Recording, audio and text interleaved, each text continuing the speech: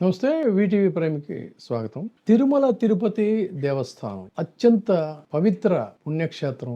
అక్కడికెళ్ళిన తర్వాత స్వామివారిని తలుచుకోవడం తప్ప ఇటువంటి కస్మెలాలకు గానీ, ఎలాంటి దురాలోచనలకు గానీ తావు లేకుండా ఉండాలనేటువంటి దీంతోనే నిత్యం ఆయన నామస్మరణతో ఆ ప్రాంగణం అంతా హోరెత్తుతూ ఉంటుంది. అటువంటిది ఇటీవల కాలంలో అలాంటి పవిత్ర ప్రాంగణంలో ఎంతసేపు ఏదో ఒక సంకుచిత రాజకీయాలకు సంబంధించినటువంటి అంశాలు బయటికి రావటం, వాటి మీద కేసులు పెట్టుకోవటం, వాటి గురించి టీవీలో చర్చోపచర్చలు చేయటం, ఇవన్నీ కూడా సిసలైనటువంటి భక్తుల్ని చాలా కలవరపాటుకు గురి చేస్తున్నాయి, ఆందోళనకు గురి చేస్తున్నాయి. ఇలాంటివన్నీ ఒక ఎత్తు అయితే అసలు అక్కడ లడ్డూలో కల్తీ జరిగిందనేదైతే యావత్ భారతదేశంలో కాదు యావత్ ప్రపంచంలో ఉన్న స్వామివారి భక్తుల మనోభావాలను అయితే బాగా దెబ్బతీశాయని చెప్పాలి. ఇది అసలు ఆ సంఘటనని చాలా మంది ఎప్పటికి కూడా మర్చిపోలేకపోతున్న సంఘటన. అయితే దాని మీద కూడా మరి ఏం జరిగిందనేది కూడా చూసాం. అదంతా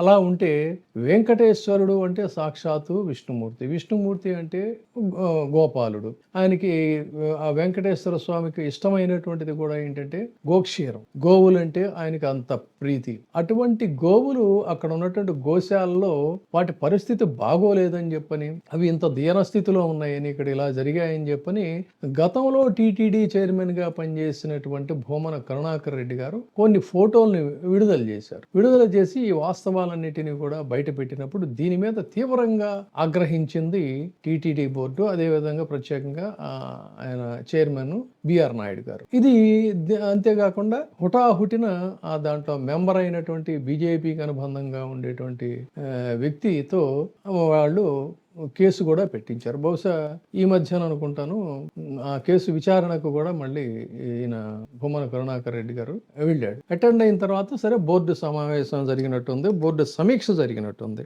ఈ సమీక్షలో ఆశ్చర్యకరంగా జరిగింది ఏంటంటే సాక్షాత్తు టీటీడీ బోర్డు చైర్మన్ బిఆర్ నాయుడు గారు ఆయన సమీక్ష అనంతరం బహుశా అది ప్రెస్ మీట్ లో అనుకుంటాను అనౌన్స్ చేస్తూ ఆయన చెప్పింది ఏంటంటే టీటీడీ గోశాలలో నిర్వహణ సరిగా లేదనేది బోర్డు దృష్టికి వచ్చింది. దాన్ని ఒక కమిటీ వేసి దాన్ని ఏం చేయాలి, టీటీడీ నిర్వహించాలా లేకపోతే ఏదన్నా పెద్ద పెద్ద వాలంటరీ ఆర్గనైజేషన్స్ ఉన్నాయి వాటికి ఏమన్నా బాధ్యత అప్పజెప్పతాం అనేది ఒక డిస్కషన్ వచ్చినప్పుడు దాని మీద ఒక ఎక్స్పర్ట్ కమిటీ వేసి వాళ్ళు ఏదైతే నిర్ణయిస్తారో దాన్ని నెక్స్ట్ బోర్డు మీటింగ్ లో పెట్టి ఆమోదించడం జరుగుతుంది. ఆయన మాట్లాడినటువంటి తీరు చూస్తే చాలా ఆశ్చర్యం అనిపించింది నాకు. బహుశా నేనేమనుకున్నానంటే పలికేడిది భాగవతం అట, పలికించేవాడు రామభద్రుండట అని చెప్పని పోతన గారు అంటారు. ఆ విధంగా ఒకవేళ ఈయనే పలికాడా, స్వామివారే పలికించారా అనేది కూడా ఒక ఆశ్చర్యం. మొత్తానికి ఏదేమైనా కూడా ఇది స్వాగతించాల్సిన అంశం. గతంలో దీని మీద విమర్శలు వచ్చాయి, విపక్ష నాయకుడు మన మీద చేశాడని కాకుండా కనీసం ఇప్పటికైనా రియలైజ్ అయ్యి ఫర్దర్ గా ఆ నష్టాన్ని మరింత నష్టం జరగకుండా గోవులను కాపాడేటువంటి అంశంలో ఆయన దీన్ని హీ కన్ఫెస్డ్ హిమ్సెల్ఫ్, ఆయన ఒప్పుకున్నాడు. ఆయన ఒప్పుకున్నాడా లేదు అంటే బోర్డు సభ్యులందరూ కూడా దీని మీద ఒత్తిడి తీసుకొచ్చి ఆయనకి ఇది ఫిర్యాదు చేస్తే ఇక తప్పనిసరి పరిస్థితులు అనౌన్స్ చేశారనేది అది దట్ ఈస్ ఇమ్మెటీరియల్. బట్ ఏది ఏమైనా కూడా బోర్డు ఈ సముచితమైనటువంటి నిర్ణయం తీసుకుంది. ఈ భానుప్రకాష్ రెడ్డితో కంప్లైంట్ ఇప్పించడం ఆ ఇష్యూలో ఇది ఎంతవరకు సమంజసం అనేది కూడా ఇక్కడ ఆలోచించాలి. ఏదేమైనా సరే టీటీడీ నిర్వహణకు సంబంధించి వారు ప్రత్యర్థులైనా మరొకరైనా కొన్ని విమర్శలు చేసినప్పుడు, కొన్ని సలహాలు ఇచ్చినప్పుడు వాటికి సానుకూలంగా స్పందించాల్సిన అవసరం ఉంది. సానుకూలంగా స్పందించి ఎవరైనా కూడా పరిరక్షణ కోసం, తర్వాత ఏంటంటే ఆ దేవాలయం యొక్క శాంక్టిటీ, పవిత్రతని కాపాడటం కోసం మాత్రమే చేసేటువంటి సూచనలుగా వీటిని భావించి, అంటే be positive, think positive and react positive.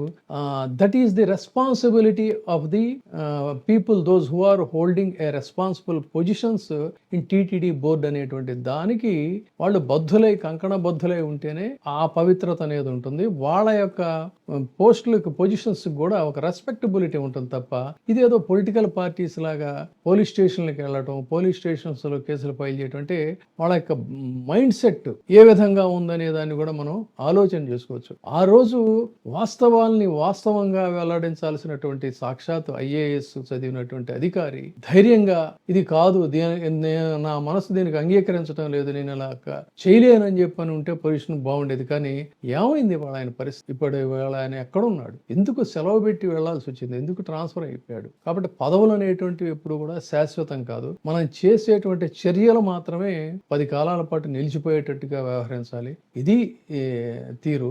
అదే ధర్మో రక్షతి రక్షిత అంటే. ఆ విధంగా వ్యవహరిస్తే బాగుంటుంది. గో సంరక్షణ కోసం ఇకనైనా నిర్ణయం తీసుకోవటం అయితే ఆహ్వానించదగినటువంటి పరిణామంగా చూడాలి. మరి ఇది ఎవరు పలికారో ఎవరు పలికించారో అనేది మనం చూద్దాం. ఇప్పుడే సబ్స్క్రైబ్ చేయండి, లైక్ చేయండి, షేర్ చేయండి. VTV ప్రైమ్, మీ ఉత్తమాభిరుచుల సమ్మేళనం.